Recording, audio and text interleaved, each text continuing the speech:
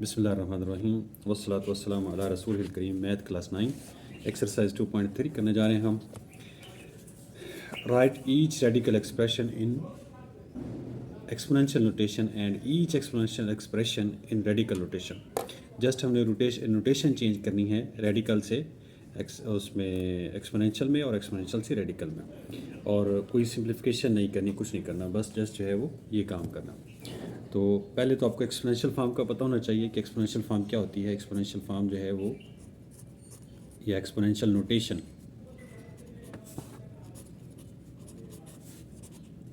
Exponential किस तरह से होता है, जैसे कोई वेरिएबल है उसकी पावर 2 या -3 या 1/2 कुछ भी यानी हो सकती है रियल नंबर। वेरिएबल की नंबर पावर जो है वो इस तरह नंबरों में होती है, इसको एक्सपोनेंशियल फॉर्म कहते हैं।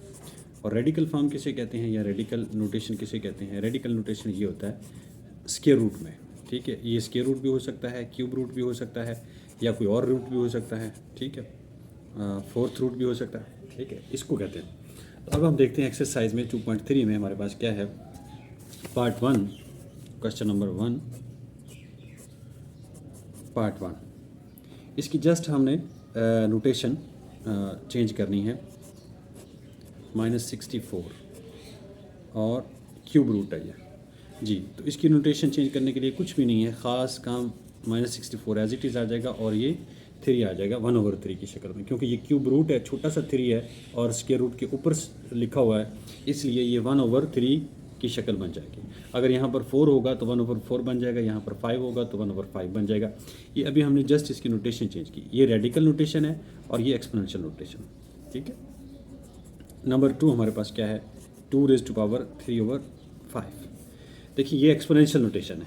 अब इसको रेडिकल में लेके जाना है तो इसको हम रिवर्स बैक करेंगे, इस तरह से लिख सकते हैं 1/5, 2⁵3 और ऊपर 1/5। अब ऊपर 1/5 जो है इसको हमने यूँ लिख देना है 5th रूट, बस ये रेडिकल फॉर्म हो गई या रेडिकल नोटेशन हो गई।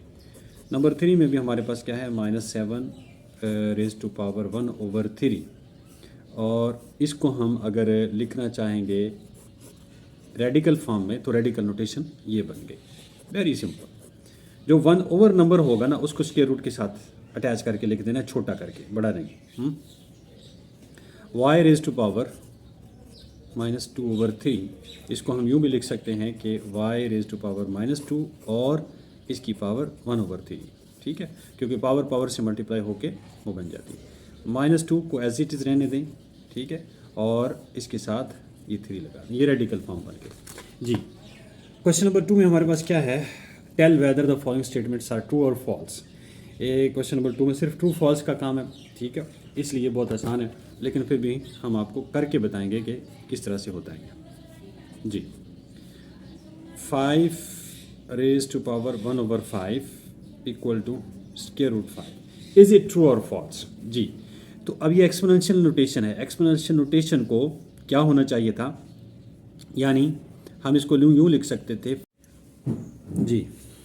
तो अब ये अगर ये होता इस तरह से तो ये ट्रू होता, लेकिन ये स्क्वायर रूट है जस्ट हैं, तो ये हो गया फॉल्स, ठीक है।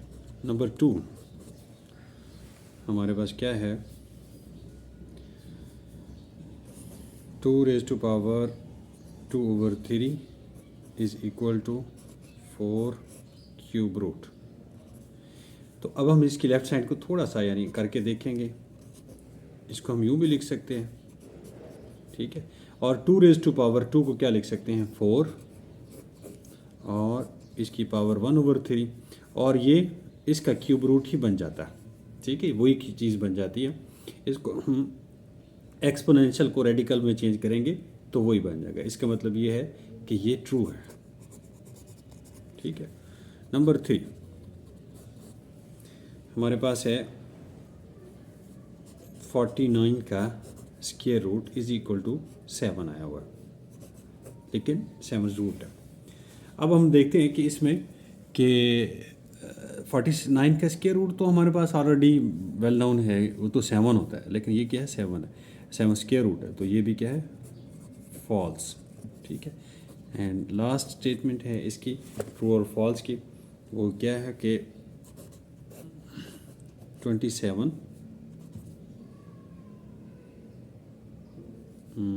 x रेज टू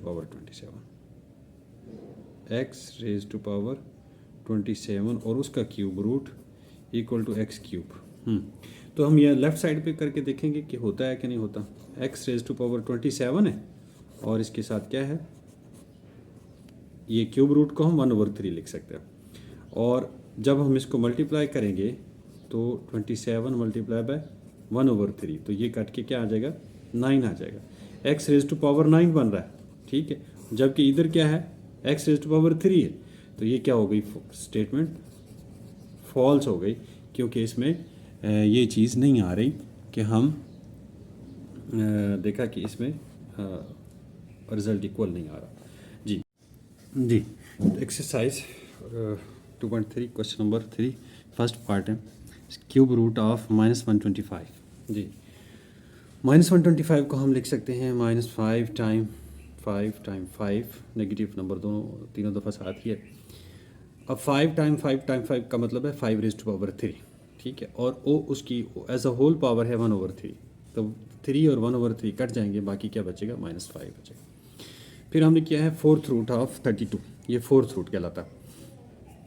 लेकिन 32 को हमने क्या किया कि उसको स्प्लिट कर दिया इस तरह से, फैक्टराइज कर दिया 2 टाइम अप टू 5 टाइम। तो इसको हम यूँ भी लिख सकते हैं 2 raise to power 5, as a whole power कितनी है 1/4, और अब ये मल्टीप्लाई होके 5 मल्टीप्लाई बाय 1 5 आ जाएगा, ओवर 4 एज इट इज़ आ जाएगा। तो 2 रेज टू पावर 5/4 ये इसका आंसर बन गया। नंबर 3 क्या है, फिफ्थ रूट, ये इसको फिफ्थ रूट कहते हैं 5 की वजह से। 4 वाले को फोर्थ रूट कहते हैं, 3 वाले को क्यूब रूट कहते हैं, और जो जिसके साथ कुछ भी नहीं लिखा होता उसको स्क्वायर रूट कहते हैं। 3/32 को इसके साथ एक्सपोनेंशियल फॉर्म में चेंज करके हमने यूँ लिख दिया, ठीक है।